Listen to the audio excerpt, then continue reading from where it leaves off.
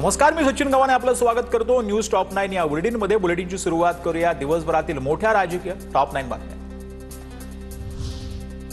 राज ठाकरेंनी घेतली मुख्यमंत्री फडणवीसांची भेट। दोन्ही नेत्यांमध्ये वर्षावर 50 मिनिटं बैठक। राज फडणवीसांच्या वर्षावरील भेटीमुळे राजकीय चर्चांना उधाण, तर मुख्यमंत्र्यांशी मुंबईतील वाहतूक कोंडीबाबत चर्चा केली।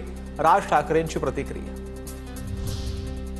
स्थानिक निवडणूक म्हणत बेस्ट पतपेढी निवडणुकांच्या निकालावर राज ठाकरेंचं मोघम उत्तर। तसंच या विषयाबद्दल माहितीच नसल्याचं सांगत राज ठाकरेंनी अधिक बोलणं टाळलं।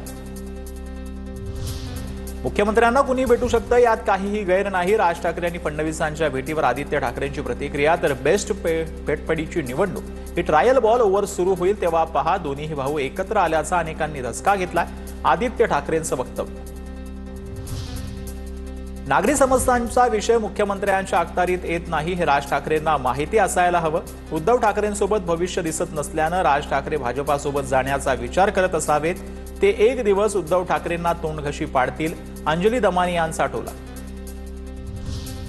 तत्कालीन कृषी सचिव व्ही राधा यांनी पाठवलेली भ्रष्टाचाराची फाईल धनंजय मुंडेंनी गायब केली, अंजली दमानी यांचा आरोप। तर राजीनाम्यानंतर धनंजय मुंडेंनी फाईल परत केली नसल्याचं अधिकाऱ्यांचं स्पष्टीकरण।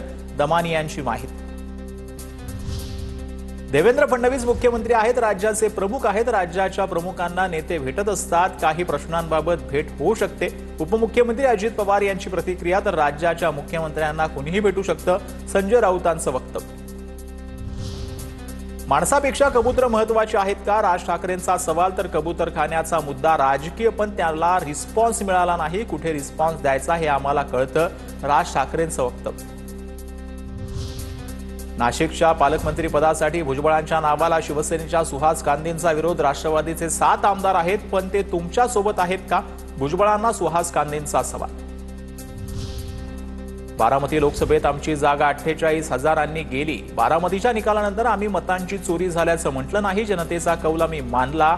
मत चोरीच्या आरोपांवरती अजित पवारांचं विरोधकांना उत्तर।